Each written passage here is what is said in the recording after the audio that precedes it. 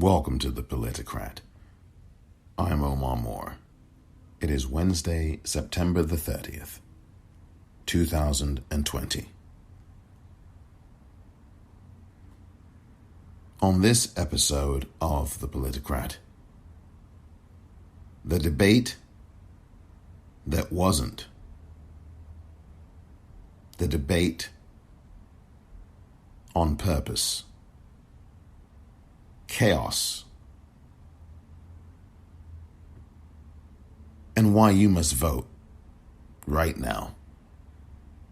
That coming up next.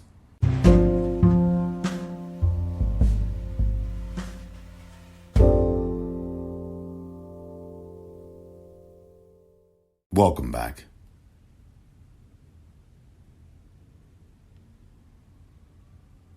You saw exactly what that was about last night. For those of you who watched, if I could give you some kind of accolade for getting through those 90-odd minutes, then I would do it. I really would do it. You will be hearing some more audio that I was able to procure from some members of the corporate news media and how they responded to this debate last night. But something is missing from all of the analysis that people in the corporate news media on cable television are doing. What is missing is the fact that Donald Trump tried to silence voters last night. This was a debacle for them, but it was a success for him.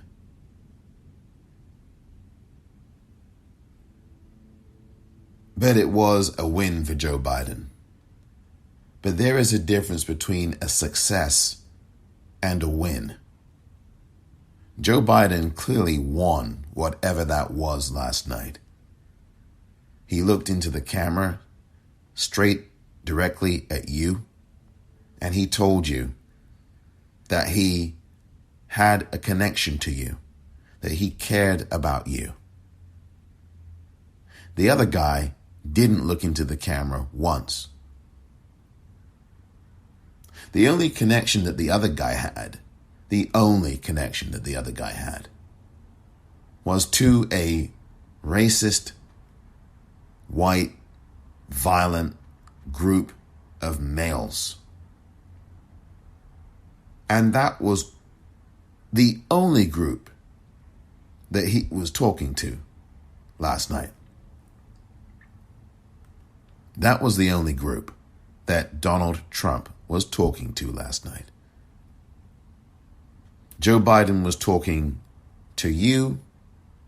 Joe Biden was talking to families affected by COVID-19, and perhaps you were one of those individuals who has lost someone or who has this virus or had this virus or is still going through things connected to this virus. Joe Biden was speaking to what people in the United States can do together and how we can move forward and try to repair all this damage brick by brick. And he was aspirational and he was looking to the future and tapping into what this country can do when it does get together and get its head down and focus on getting things done. And the other guy did not even try to pretend that he had some kind of record of accomplishment. Because the truth is that Donald Trump came to that debate last night to crap all over it. He crapped all over the moderator. He threw some of that crap at Joe Biden. And Joe Biden, for the most part, was able to fend him off and stay on message. But most of all, Donald Trump threw crap at you, the viewer. That's what Donald Trump did. He crapped all over the viewers. Every last one of you. I know people who turned it off after 15 minutes last night. I know people who have contacted me and told me that they had a headache watching this. Even I myself tweeted out, is your head beginning to hurt yet from all the lies? This was an assault. And that is what Donald Trump wanted it to be. He didn't want the voter, you, the voter, in the United States, to have a voice. He reiterated that last night by lying again about the voting process and, it's going to be this and that. He didn't want you to have a voice and to have an ear to listen to what Joe Biden had to say. He didn't care about what the moderator did or didn't do. And look, Chris Wallace did not cover himself in any glory last night, at times siding with Donald Trump.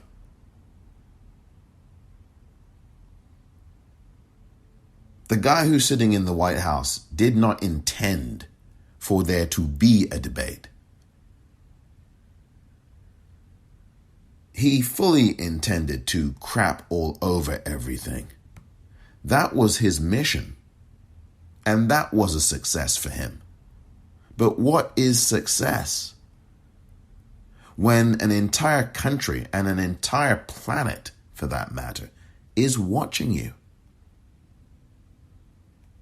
People around the world were watching this debate last night, / this morning.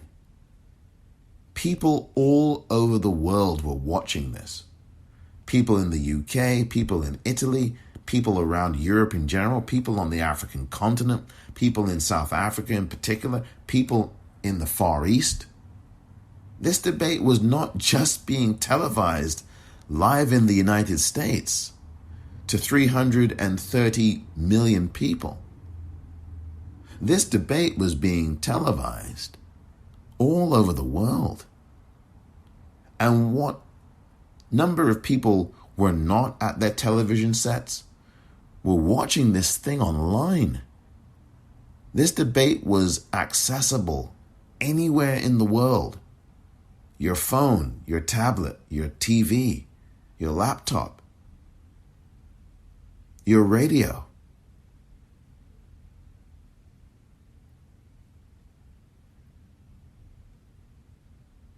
The intent for Donald Trump last night was to drown out any kind of conversation. And that is what a dictator does. And nobody in the corporate news media, perhaps with the exception of one or two people, last night, actually recognized that that is exactly what Donald Trump was doing. Behaving like the very dictator that he is. It's plain and simple what Donald Trump was doing. He wanted to, as he has, destroy another part of the administrative state. And as far as I'm concerned, even though the debate system is not part of an admin state, what he was doing last night was destroying the First Amendment. Freedom of speech, freedom of debate. And not one person in the corporate news media here in the United States even said that last night. Not a single one.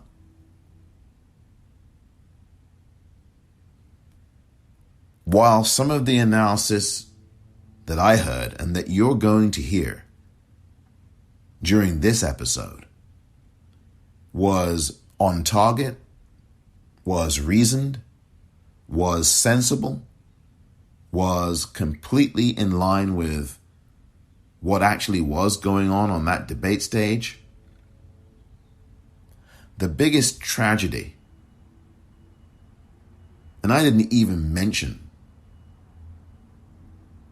some of the other stuff, but the biggest tragedy was that not one person in the corporate news media, be it in cable, be it on regular broadcast television, not one person that I have come across in all of the video and audio that I have poured through, not one person said that what Donald Trump was doing last night was an assault and an attack on the First Amendment. Not one person. This was a forum where speech needed to be heard. And as Donald Trump has done through these last 4 years and throughout his life, as his niece Mary Trump has said, is to destroy things, is to trample things. And his niece is not the only one who has said this. Rick Wilson wrote a book about this. Everything that Donald Trump touches dies. And that is exactly what he did last night. He absolutely killed any semblance of free speech in a debate. Talking over the moderator, interrupting Joe Biden when he had his time to speak, constantly interrupting. That is not somebody who respects debate. That is not somebody who respects free speech. That is not somebody who respects the First Amendment. That is somebody who disrespects you, the viewer, disrespects you, the voter, and disrespects you, the country, the constituency. He doesn't care about you. He wants to assault you. He wants to discourage you. He wants you to go, oh, I can't watch that again.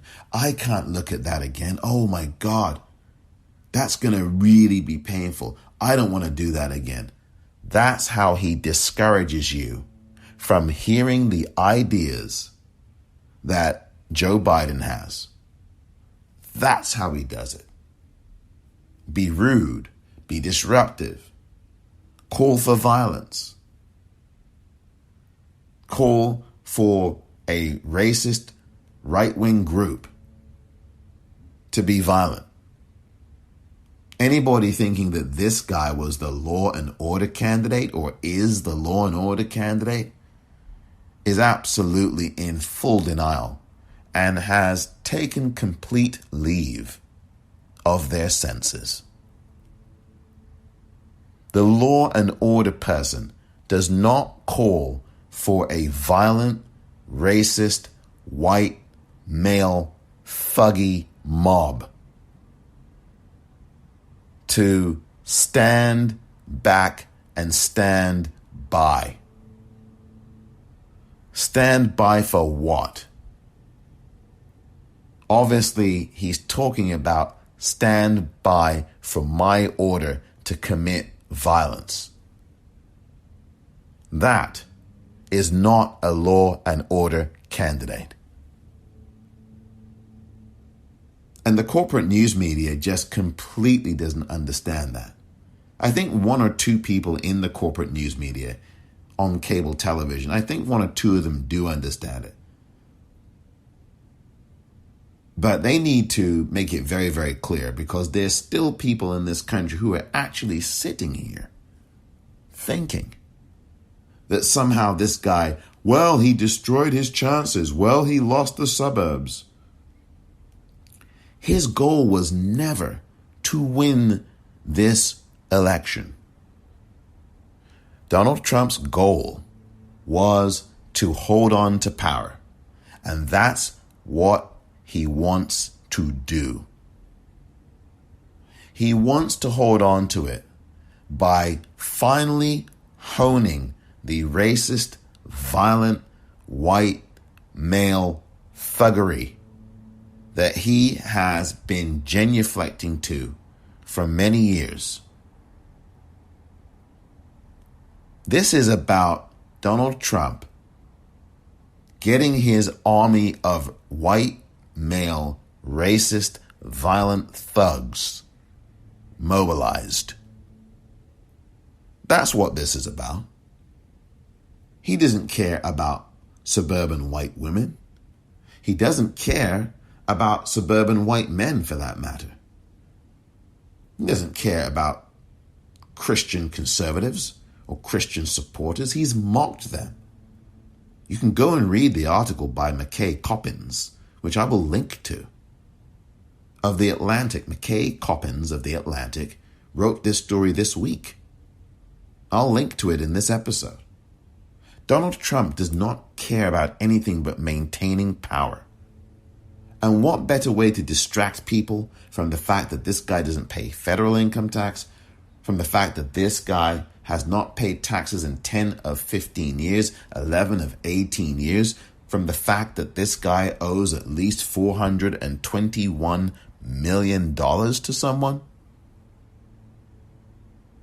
What better way is there to distract than by doing what he did last night? For me, it is very clear. Donald Trump does not want to win this election. Donald Trump does not care about you, the U.S. voter. Donald Trump is a misanthrope. Donald Trump wants to stay out of prison. And Donald Trump, in trying to do that, is willing to commit violent acts through his white, male, racist mobs in order to stay in power. And he will trample every American ideal to do it. I want people to wake up now and recognize that there is only one person that you can vote for in this election. No, that's not a third party. No, that's not a write-in. There is only one person now that you can and you must vote for. And his name is Joe Biden.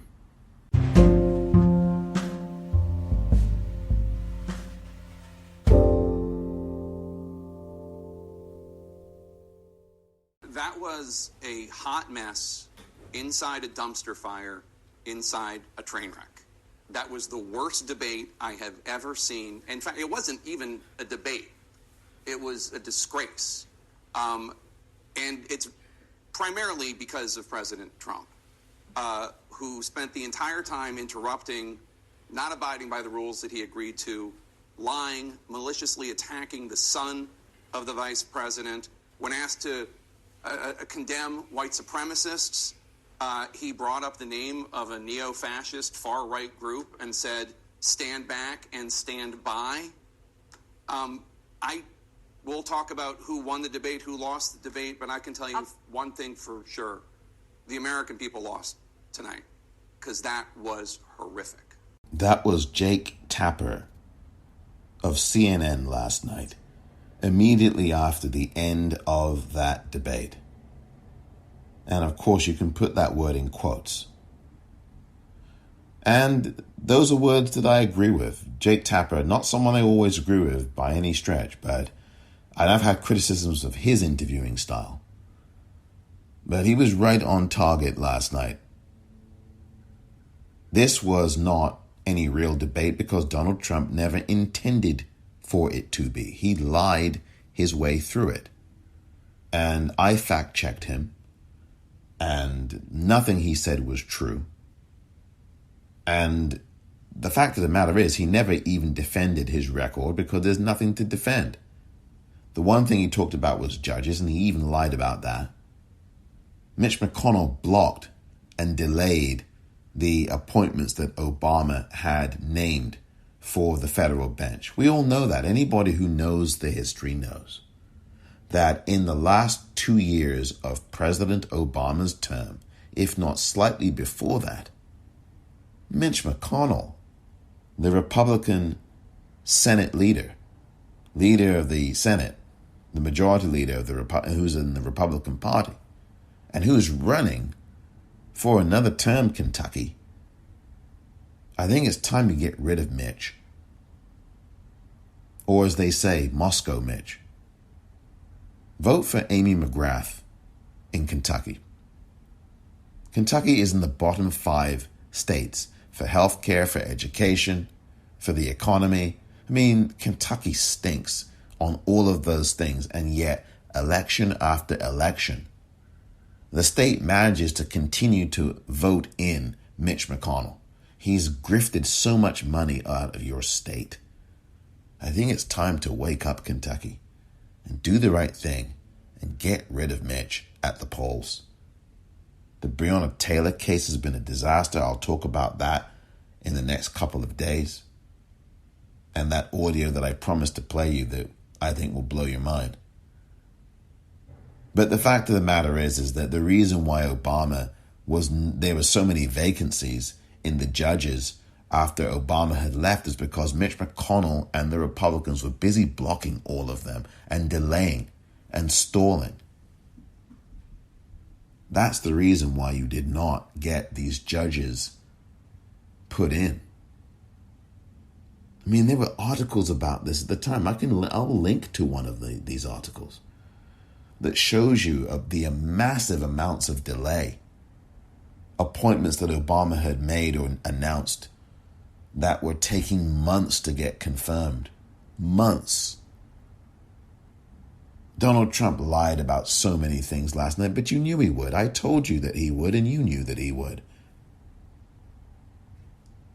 But I think what people have had enough of is the bullying, the hectoring, the lying, the interrupting. And while that may go well for a portion of the country, I think for the vast majority of the country, they had had enough. And that was, again, just one more example of Donald Trump trashing and crapping on something because he doesn't have a record. He doesn't. All he has is a record of destroying things. He wants to get rid of Obamacare. He has the Supreme Court pick that he wants to be the final nail in the coffin of Obamacare. He does not care about protecting pre-existing conditions. He wants to get rid of Social Security. He wants to get rid of Medicare. And those two issues did not come up at that debate last night. They just did not. And that wasn't part of Chris Wallace's lexicon. The topics that Chris Wallace chose, and I indicated this in yesterday's episode, some of those topics were not conducive to a discussion. In fact, they were conducive to Donald Trump, and it gave Donald Trump a platform. And as I said, that's what it was. And I said this in the episode yesterday, that those questions about race and violence were questions that were going to be in Donald Trump's wheelhouse. And he took full advantage of it. When you cannot condemn racist, white, violent men, you really should pack up and go home.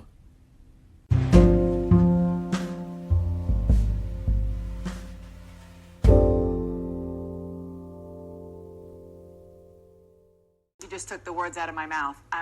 You used some high-minded language. I'm just going to say it like it is. That was a shit show.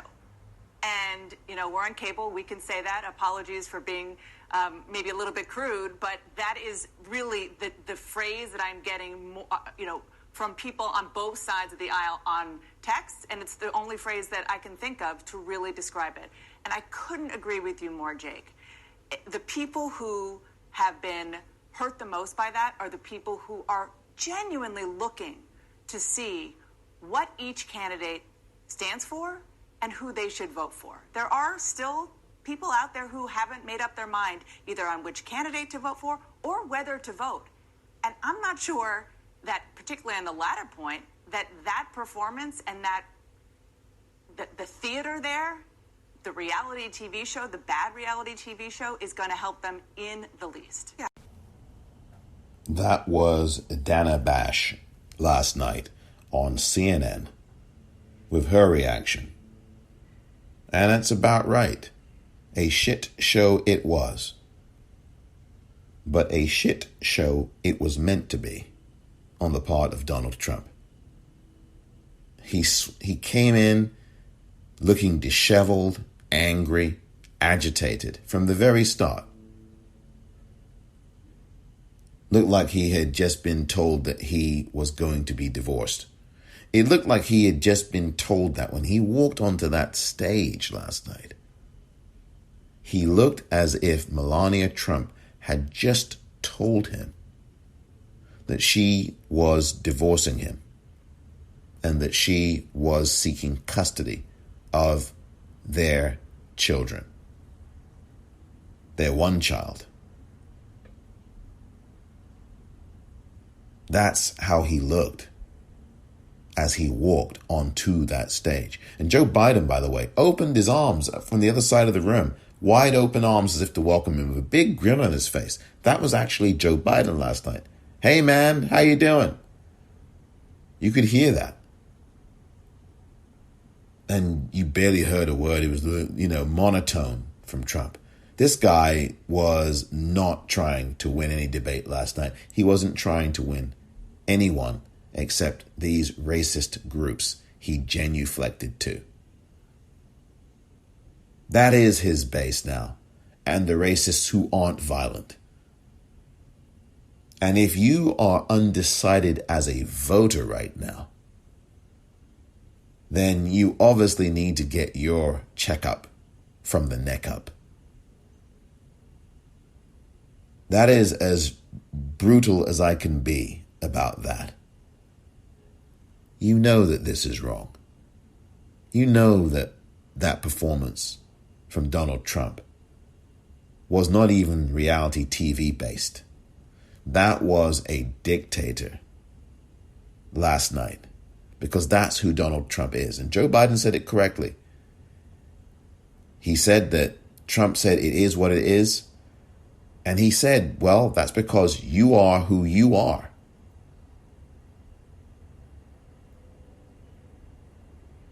You're going to hear from Joe Biden. There's some sound. I'm not going to forget to play some of the things that Joe Biden had to say. And no, I'm not going to play that line from Donald Trump when he exhorts that white racist group. I'm not going to play that. You've heard it before. You've heard it a million times already. You saw it last night if you watched the debate. You heard it last night if you listened to the debate, or if you plan to listen to the debate. Because I'm sure some people recorded it and plan to watch it later or whatever. People are going to watch this debate. Some people will have to watch it twice. I've seen this thing twice. And you may ask me if I need a checkup from the neck up, because to watch that last night and watch it twice, maybe there is something wrong with me. But one thing that Dana Bash said that I do not agree with is, well, people have to watch this thing, and if they were watching it to decide which person to vote for, or whether to vote at all, that last part she should not have said, in my view. The whether to vote at all part. Come on now. That's one thing I will push back on. First wrong move of the night there.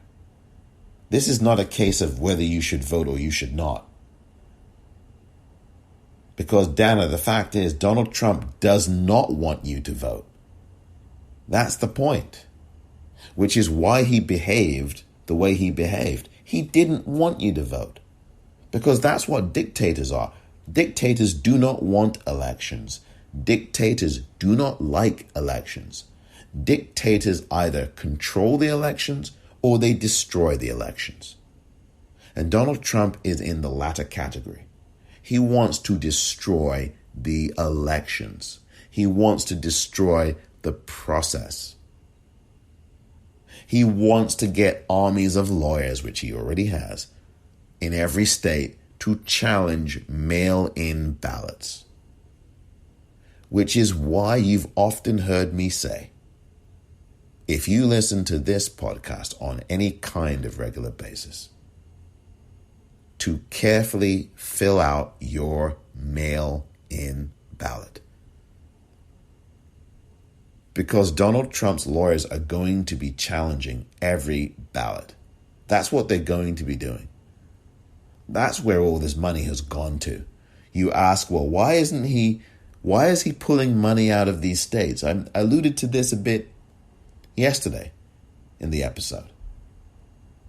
He's pulling money out of there, not just because he may have little money, but because he doesn't care about winning the election. He cares about destroying the process of the election. And that is something that most of these pundits and folks on the corporate news media in cable television do not understand, or will not understand, or choose not to understand. This is about Donald Trump destroying the process of voting, the process of debates, the process of the U.S. Postal Service, the process of government. This is the destruction of the administrative state. I do keep telling you that Donald Trump is a destroyer. Donald Trump is not a leader. He is not a president. And I keep telling you this. This was not incompetence with this coronavirus that still rages on around the planet. This was willful. This was murder. I do keep saying that here. Donald Trump has the blood of over 208,000 people on his hands. He is a mass murderer. Maybe last night did not change your mind about what you think about Donald Trump vis-a-vis this virus. But this was anything but incompetence. He's not a leader. So any discussion about competence versus incompetence is null and void. It is completely irrelevant because he is not a leader. He is a destroyer. Destroyers disrupt. They bully. They overtalk. They interrupt. They tell you that ballots are going to be rigged and the voting's going to be rigged. This is what Donald Trump is. He doesn't believe in the United States of America. If he did, he would have stood up to his buddy, who is an enemy of America, Vladimir Putin. He would have stood up to him and said, no, I'm not going to allow you to put bounties on the heads of American soldiers. You're going to have to pay consequences for that. You will pay consequences for that. He wouldn't have thrown the United States intelligence agencies under the bus 2 years ago in Helsinki with Putin standing 7 or 8 feet away from him. He wouldn't have done that if he cared about America. The photograph you see of Donald Trump hugging the American flag, you know the photograph. That is not Donald Trump hugging the American flag. That is Donald Trump destroying and choking the American flag. Because that's what he really wants to do to this country, and that's what he is doing to this country. So Dana Bash yesterday, while I agree with her that yes, it was a shit show, it was meant to be one, number one. And number two, to tell people, well, it's about whether to vote for one of these two people or not to vote at all. Really? That is not the kind of thing I want to be hearing from commentators who have an audience and who have a huge platform. A platform larger than the one that I have. To vote at all? Donald Trump does not want you to vote, is the point. And so when a commentator on television is telling you, well, for people who are undecided, of course, there's very few of them. And this notion of these undecided voters is absolute poppycock. CNN straining to find undecided voters and put them on these post-debate forums. And it's so obvious what's going on with them. These folks aren't decided or undecided. They know what they're doing. Oh, I'm undecided, but you can't hurt our commander-in-chief. Oh, I'm undecided, but I voted for Trump one guy voted for Trump in 2016. Oh, but he's undecided now? And he's saying things like, well, you know, this guy's a clown, talking about Trump. So there's no way this guy is an undecided voter. Good to see that he's going to vote, clearly going to obviously vote for Joe Biden. But this kind of false equivalency that the news media in some instances, in a lot of instances, is doing is so dangerous. It is as dangerous as Donald Trump saying what he did to those racist groups when he refused to denounce racism and white violence and racist violence. Saying to people that, well, you know, it's about, well, people have to decide between these two people or whether to vote at all. I'm sorry, we want everybody to vote. So Dana Bash, I take issue with there on that. We want people to vote. We do not want people to check out because we saw what happened when they checked out in 2016. And we are still being punished by those people who chose to sit it out, or who chose to vote for Jill Stein, or who chose to vote for Gary Johnson, or who chose to vote for someone else who had no chance of winning. Park your privilege at the door and make sure you vote for Joe Biden. Even many Republicans, prominent and otherwise, are figuring and understanding that. They are figuring that out and understanding that this is not the way forward for this country. And one of the reasons why Donald Trump has managed to stay around so long is that the corporate news media, the cable news media, has enabled him to such an extent. And none of the people in that medium are willing or able to admit that they played a role in enabling this grotesque and dictatorial evil. All of this false equivalency. The Washington Post is doing it. The New York Times and the USA Today. The Wall Street Journal, surprise, surprise. Still owned by Rupert Murdoch the last time I checked. All of their headlines today were, oh, fist fight, oh, food fight, oh, shouting between both sides. No. Yes, Joe Biden interrupted a few times. He was trying to finish his statement in many of those cases. It was only about maybe 5 times. Three of those was Joe Biden. 3 or 4 was him trying to finish what he was trying to say. And maybe 1 or 2 of them was him interrupting Donald Trump. But he was interrupting him because Donald Trump was lying throughout that debate. And Donald Trump was the one who was interrupting the most. I counted at least 50 or 60 interruptions in an hour and a half. And I counted close to 100 lies from Donald Trump. So to the corporate news media in general, the Post, the Times, USA Today, the Wall Street Journal, stop engaging, and any one other organization, stop engaging in this false equivalency, both sidesism. And to any other press out there in the world, stop engaging in this false equivalency garbage. You know that there is only one candidate, and I put that word in quotes, who is behaving in a disruptive and destructive way, in a dangerous way.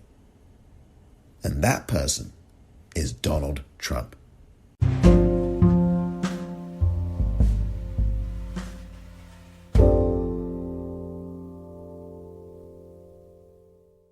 Let's talk about the issue has come up. Let's say somebody were to retire at the end of this year, leading into the summer. You have been very clear, if the president appointed somebody, you would follow through on that nomination. Absolutely. We definitely would do that. And this paperback that we were just talking about, the president's foreword is about judges. My afterword catches up what's happened during the Trump administration on judges, because my memoir came out 3 years ago before the president was elected. What we've done here, the president and I together with this paperback that you've shown on the screen, is to talk about how the Judge Project came about, how it went forward. If you will recall, Sean, the most important decision I've made in my entire political career was not to fill the Supreme Court vacancy when Justice Scalia passed away. That was the Supreme Court with this paperback. We've done. Let's talk about the issue has come up. Let's say somebody were to retire at the end of this year, leading into the summer. You have been very clear, if the president appointed somebody, you would follow through on that nomination. Absolutely. We definitely would do that. And this paperback that we were just talking about, the president's foreword is about judges. My afterword catches up what's happened during the Trump administration on judges, because my memoir came out 3 years ago before the president was elected. What we've done here, the president and I together with this paperback that you've shown on the screen, is to talk about how the Judge Project came about, how it went forward. If you will recall, Sean, the most important decision I've made in my entire political career was not to fill the Supreme Court vacancy when Justice Scalia passed away. That was the beginning. And now we've got an exclamation point here after 3 years that we thought the public would be interested in reading about. And that's why the president and I collaborated on this paperback.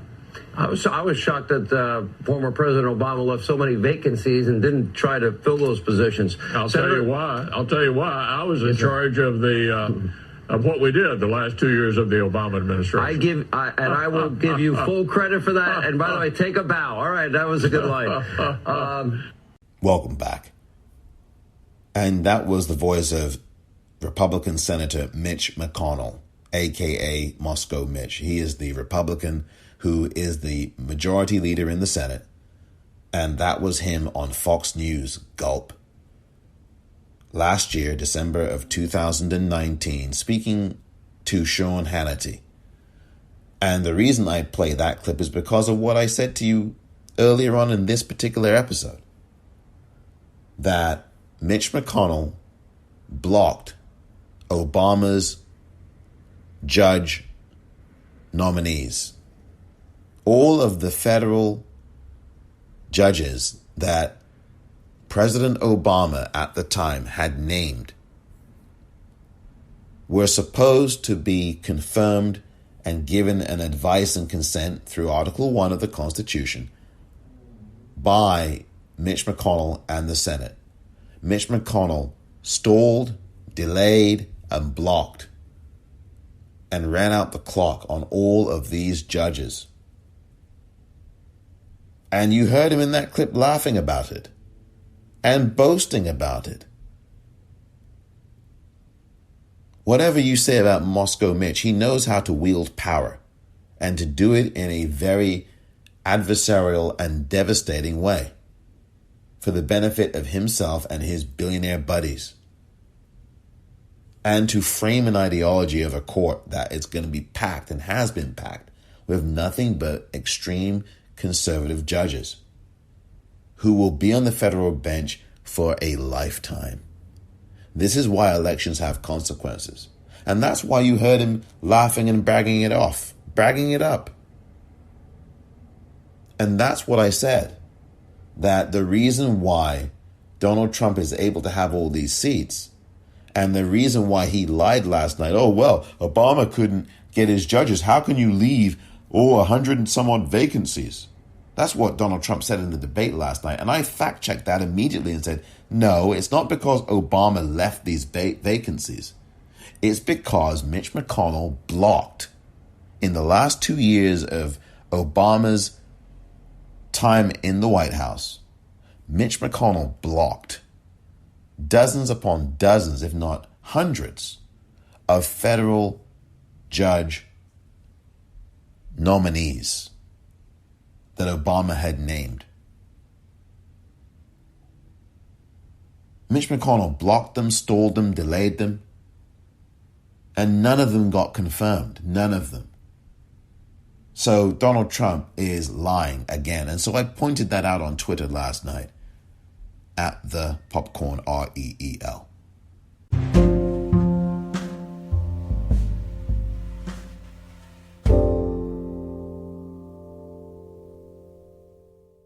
I mean, it was a complete disaster on all fronts. And I think if you came into this thinking that, two men in their 70s who want to be the leader of the free world for the next 4 years could have a reasonable exchange of ideas, you came away from this debate thinking that's not possible because you could hardly even hear them at certain points. There was so much crosstalk one over the other. But Jake, as you pointed out, we should be really clear here. This is not both sides type of situation. There was one party on that stage interrupting, yelling over the moderator.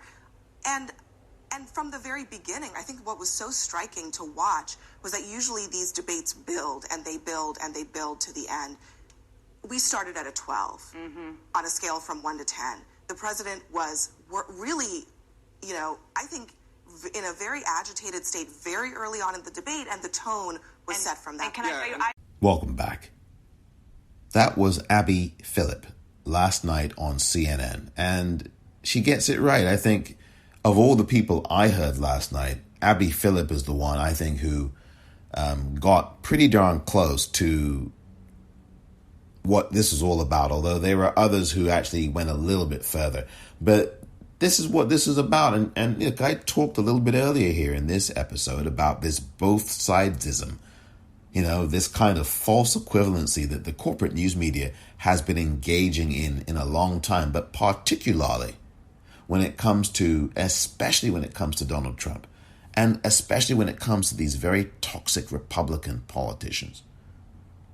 This need in journalism, to be balanced. We want to be balanced. You cannot be balanced when one of the people you seek to be balancing is someone who's destroying the country that you live in, destroying the democracy, what semblance of it that you have. You cannot afford to be balanced. And Abby Phillip, who I've often disagreed with in her analysis of things, she's a pundit, but she's also a reporter, and also someone who's done some good reporting work and good journalism. I've got no quarrel with Abby Phillip's journalism. I think she's very good. But when she does the pundit role, I have often disagreed with her take on things. Doesn't make her a bad person. Doesn't make me a bad person. But I disagree with some of her takes on things, just like I'm sure you disagree with some of the things I say about things, or some of the things your spouse says about things, or some of the things that a political candidate named Joe Biden might say about things. Certainly some of the things, or a lot of the things that Donald Trump says. I assume that many people listening don't agree with everything Donald Trump says. I think that's a safe assumption. But Abby Phillip was absolutely right in what you just heard there. This was not both sides. This was one person on that stage, in that room, shouting and interrupting and talking over someone and talking over the moderator. Chris Wallace was a joke last night. I said that earlier. If I didn't, though, I will say it here. He was an absolute joke. He enabled Donald Trump. And quite frankly, quite often, Joe Biden was debating both Donald Trump and Chris Wallace. And that is something that should never be happening. That is when you have completely lost control of a debate. But Abby Phillip is correct. There was only one person that was doing all of this shouting and interrupting and bullying and trampling. And that was Donald Trump.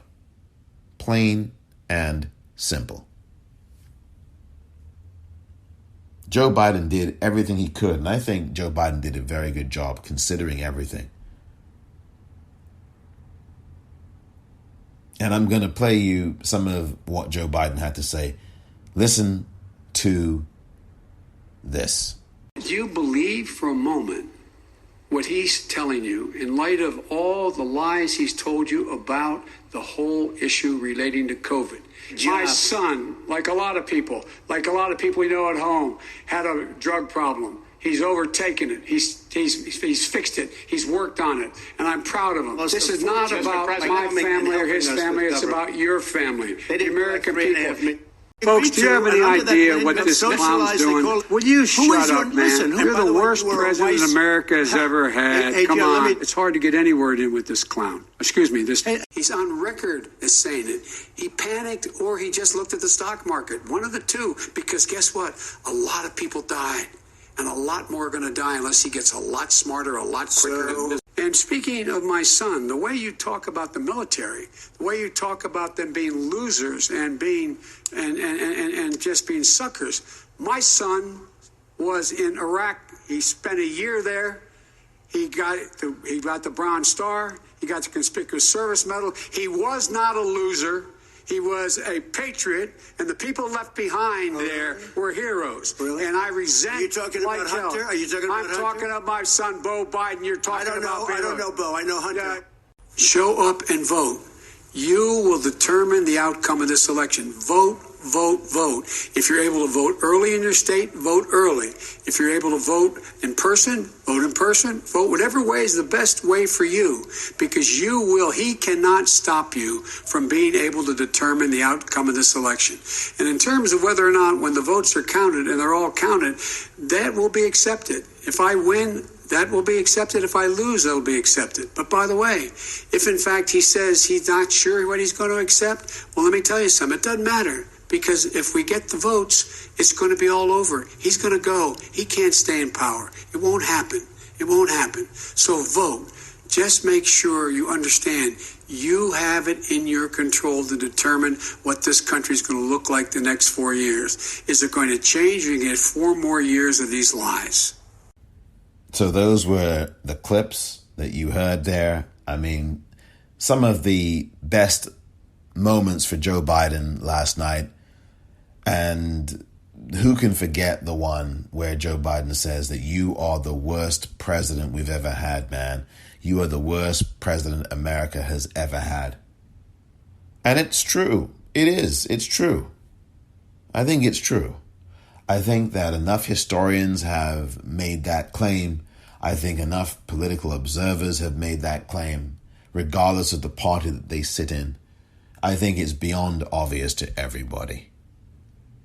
And Joe Biden, I think, was able in some of those clips you heard to register to the public, to look at them, to look straight in the camera, telling them to vote. That was another thing that really did not get picked up by most people who were doing the analysis in corporate news media and cable TV, is that one person did, I forget who.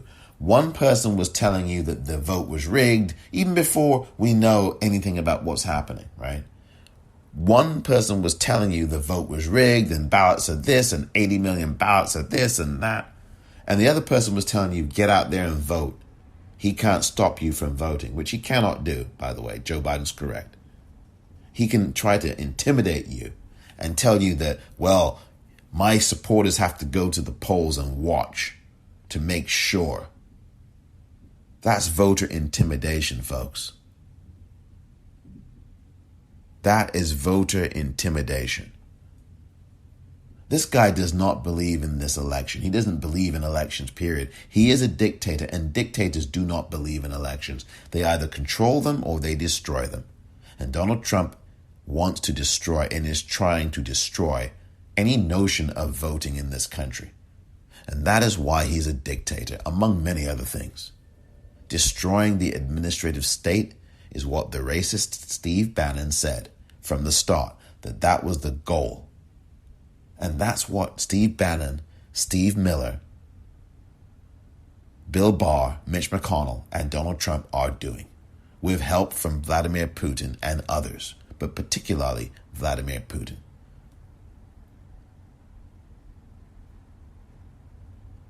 Joe Biden did everything he could. Now, nobody brought up the question of who do you owe this $421 million to? Chris Wallace didn't. Joe Biden brought up the $750.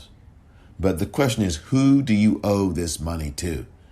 This $421 million at least. Who do you owe it to, Donald? Donald Trump, who do you owe that to? And I'm waiting for an audience member at the town hall to ask that question. That question has to be brought up and presented. And I get it. Some people criticize Joe Biden because they felt that last night he didn't give the knockout blow, if you will. I hate to analogize this to sports because this isn't about sports. This is about your life.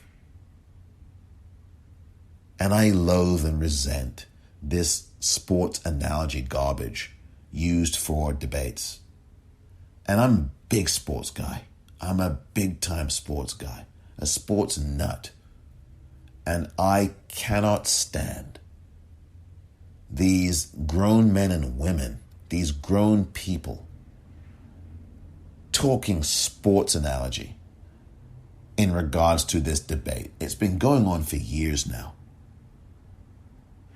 And Joe Biden should have been more aggressive about certain things last night, but you have to understand, and I have some sense of empathy for him here, is that when you've got somebody constantly interrupting you, and not only interrupting you, interrupting the moderator and talking over the moderator, that is highly disorienting. The hot lights are on, the cameras are on, and I don't care how seasoned a political veteran you are. You cannot expect, when you are talking about your son, Beau Biden, for somebody who just ignores that, your son who's no longer with you, and the opponent ignores that and just proceeds to attack your son who is still with you and still alive as a drug abuser. That's an evil, wretched thing to do. But Donald Trump is evil and wretched. So it is something that, while repugnant, is completely in line with who he is. Joe Biden, I think, did very well considering everything. And this notion that Joe Biden was flat or didn't really come out and perform is just nonsense. Joe Biden looked into the camera. He connected to the American public. He outlined some of the things he wanted to do. He actually was trying and did lift the feeling of malaise that has completely blanketed this country over the last 4 years. Joe Biden won that debate by a mile, but that was not in question. Donald Trump didn't come to win a debate. He came to disrupt and destroy the notion of debating. Because dictators do not want debates. They do not want counter. They do not want argument. They do not want opposition. And that is what most of these pundits failed to understand last night. That Donald Trump was going full-blown dictator. And anyone who has respect at all for the American public, for people in general, for free speech going back and forth, for listening, Anybody who has respect for listening and who believes in listening to someone else, speak. Disagree or agree. Would not do what Donald Trump did last night. Not only did this repulse, I'm sure, a lot of people of the female gender, but it also repulsed a lot of people in the male gender. It also repulsed transgender people. It also repulsed queer people. It also repulsed gay and straight people. I mean, that's another thing. Women of all stripes, be they white, black, black women already know what the story is. And it's maybe some white women who don't. And I think they do know. Some of the white women who have still been saying things like, well, it doesn't mean he's a bad businessman because he's lost hundreds of millions of dollars and he's owing someone 200 or 420 or $1 billion. That doesn't mean he's a bad, there were white women on television saying things like that on CNN the other day. So this is not about every woman waking up. I think everybody knows, man, woman, or in between, whether it's someone who's does not ascribe gender. I shouldn't say in between, but what I mean to say, and I apologize, is people who do not, who are non-binary, who say that they do not belong to either gender. So whether you're someone who's non-binary or someone who has a gender, you're repulsed by this. And if you weren't repulsed by this, you are someone who is part of Donald Trump's cult, and you are somebody who espouses the same views as he does, and you are somebody who feels the way he does, who feels like they want to hate everybody, who does hate everybody, who has a deep problem that they have not gone to their therapist to deal with. I don't think Donald Trump has ever seen a therapist in his life. But I think America needs therapy in general. This system needs to be dismantled. It really does. And not just dismantled, but completely eradicated, and something new in its place that values and respects the lives of people, of black people in particular. Because at the end of any day, black lives matter. And there is no doubt with the Channel 4 news investigation from the UK saying that Donald Trump had a specific operation, the Trump campaign, to deter close to 4 million black voters from voting in 2016. There is no doubt that Donald Trump does not believe that black lives matter. He doesn't believe that they do. He keeps attacking the Black Lives Matter movement. He keeps attacking, the left. He keeps saying that the 1619 Project that is about the teaching and education of people as to the enslavement of African Americans, of black people enslaved by white men, is some kind of disgrace and it's racist. No, it's not. Donald Trump is racist.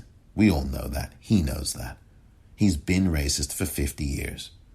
And the notion that people like Anderson Cooper would be so surprised. David Axelrod got it absolutely right. David Axelrod, I don't think we've ever seen a president of the United States completely lacking in shame. Just shameless and obesely immoral. There's not a moral fiber in this man. I don't know what came out of this debate. I don't know what side won. I don't know what voters want, but you cannot have watched that debate, I would think, and be proud of our president, the way he thinks of us as viewers, as Americans who are trying to decide about the future of the country. Can anybody come away from that debate knowing what Donald Trump wants for the next 4 years? Does any of this surprise you, Anderson? No, but to see it on such full display in this moment. The guy who is on that stage tonight is the guy we've seen for 4 years. Rick Santorum predicted what he would do. The question is, Rick, whether he over-torqued it and went overboard. I would say way overboard, and I don't think that he is going to profit from this. I think Donald Trump may have ended his presidency tonight with his performance. Rick, it's not that proud of I mean, David Axelrod, he just said it. He said it better than I could. At what point is anybody still surprised? Donald Trump does not care about this country, and it is time for these pundits and people who have these huge platforms to stop pretending that this guy is some ordinary candidate. It's way past Manchurian Candidate right now. This is about someone who is hell-bent on destroying the country. And even Jake Tapper said he is intent on taking Americans down with him.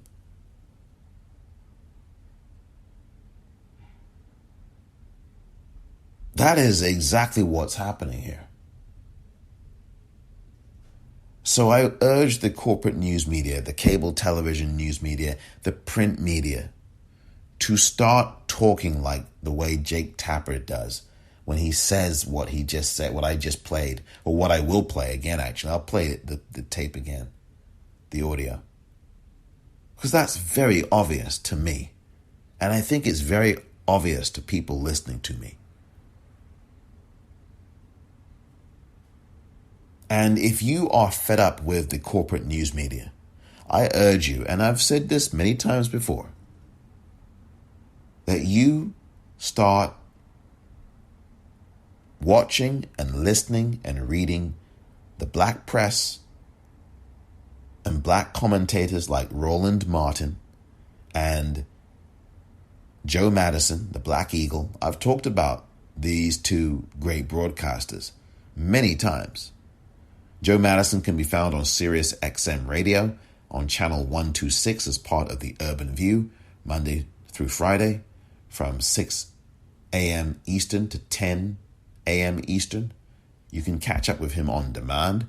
It's a subscription service, so it's about, $15 or $19 a month or so. And you can find Roland Martin on YouTube. You can find him on Twitter, on Instagram. His Twitter handle is Roland S. Martin. Roland S. Martin.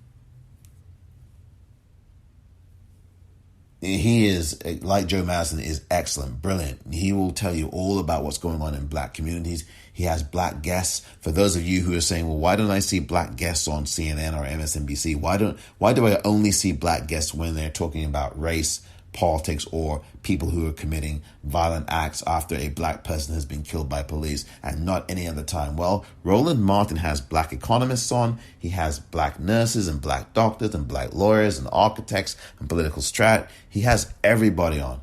People that you've never seen or often have never seen on the corporate news media at all.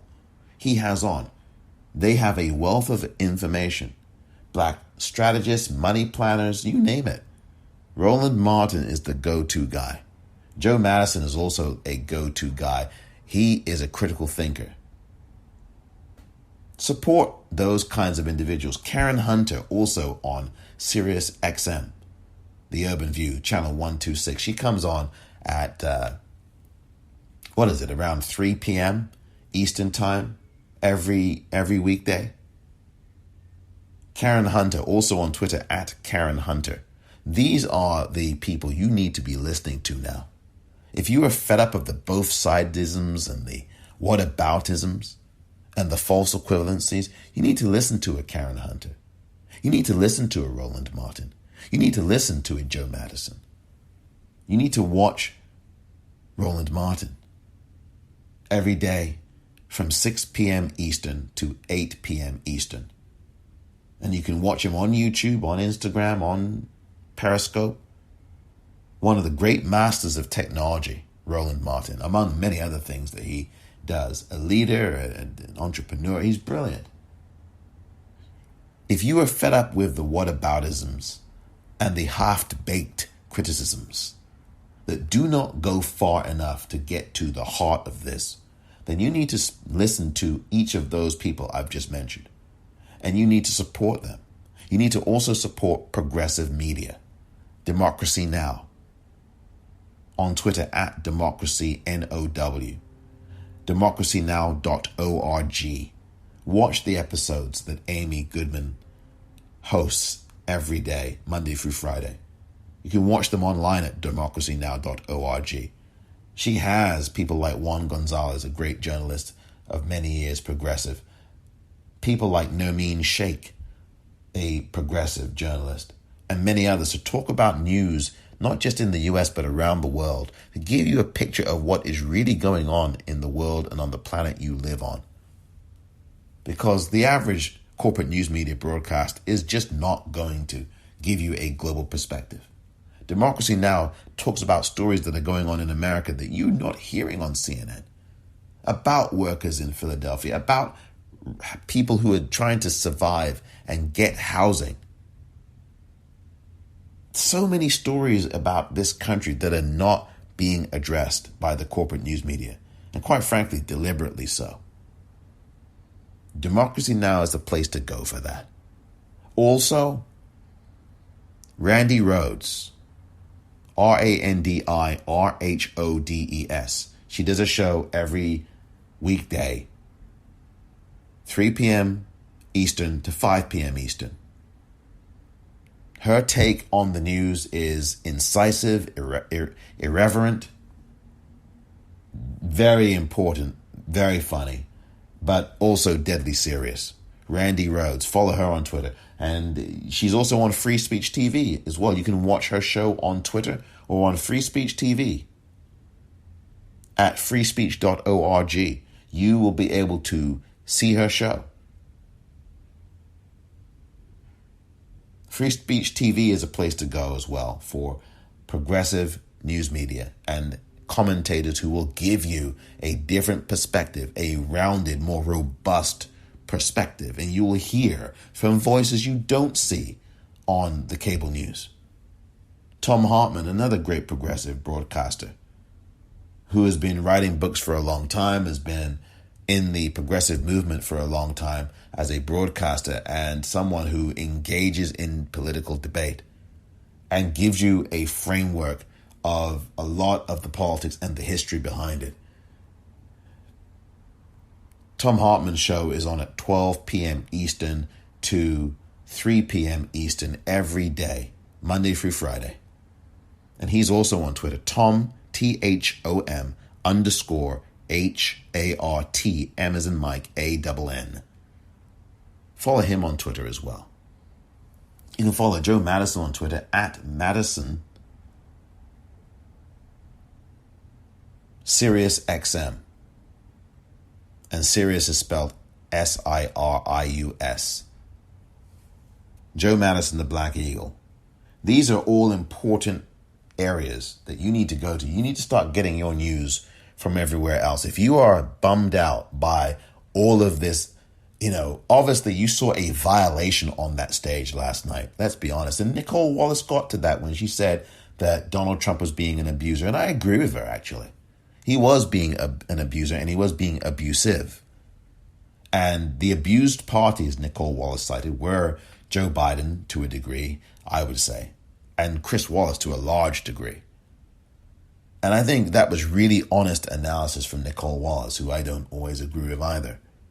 She ushered in Sarah Palin. That was her idea. Let's not pretend that that's not the truth. But she was right last night in that assessment that I don't think most men, including myself, would have picked up on immediately. I think that's very true, what she said. That's the deeper thing too, that there's an abusive person there. And when you look back at every woman who has come out with very strong accusations about him, Donald Trump, violating them, That whole thing is consistent. What he did last night continues to be consistent with the things that every woman, at least 50 women, who have said that he has either groped them, violated them in some other way. These survivors who've come out and said this, risking their lives, by the way, to say these things about what Donald Trump has done to them. And then you saw that abuse last night. That's exactly what it was. Nicole Wallace is absolutely right. And there was someone else who commented about, I think it might have been Rachel Maddow, who talked about the idea of this guy not wanting an election and said, I'm the election. And I think that's true as well. That was the only nod. And maybe David Plouffe on MSNBC as well with Rachel. Those two were the only ones that really nodded to the dictator aspect of this.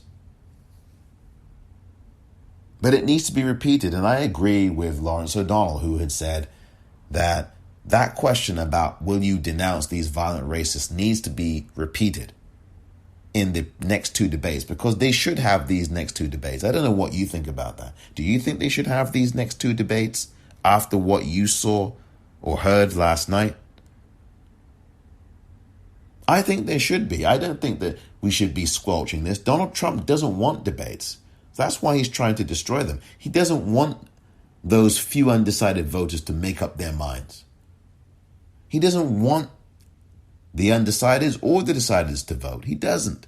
Otherwise, if he cared and wanted people to vote, he wouldn't spend the better part of 5 years destroying people's trust in the system of voting. This guy has to be humiliated at the ballot box. There is no question. Joe Biden must have a landslide victory over Donald Trump. Nothing less will be accepted. This is someone who has destroyed this country, and there will be no country left if this guy wins another term in office. He will never leave. That Trump family will never leave if he's allowed to stay in power for 4 more years.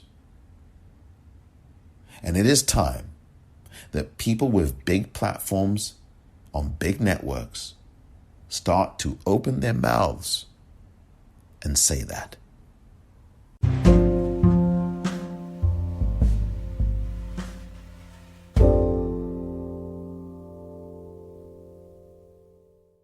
The view from around the world is pretty much what was said in a number of places. Most people in the world were disgusted by what they saw. And of the people who thought there was a winner, they were saying Joe Biden did what he had to do and did win. Although, again, it was more about the spectacle of the destruction of the debate rather than who won or lost. And that's what Donald Trump wants you to talk about today. He wants you to talk about, and I've done it too. I've fallen into the trap of talking about him destroying things because that's the message he wants to put out there. But this both sides nonsense has to end. It's destroying the country as well.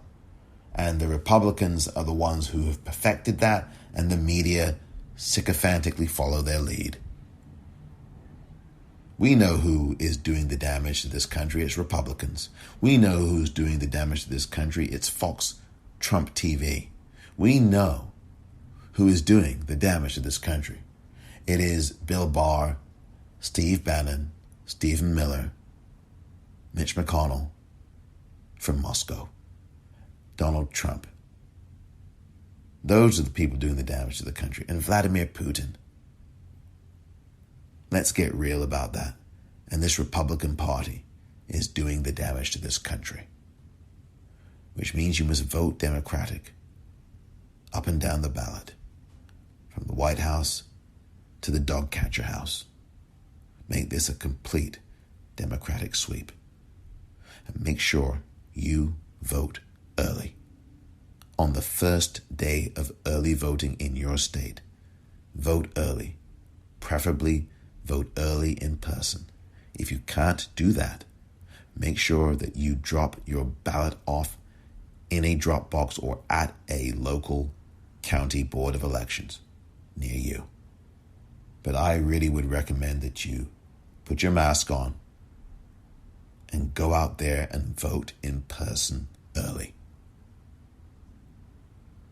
Thank you very much for listening to this edition of The Politicrat. I'm Omar Moore.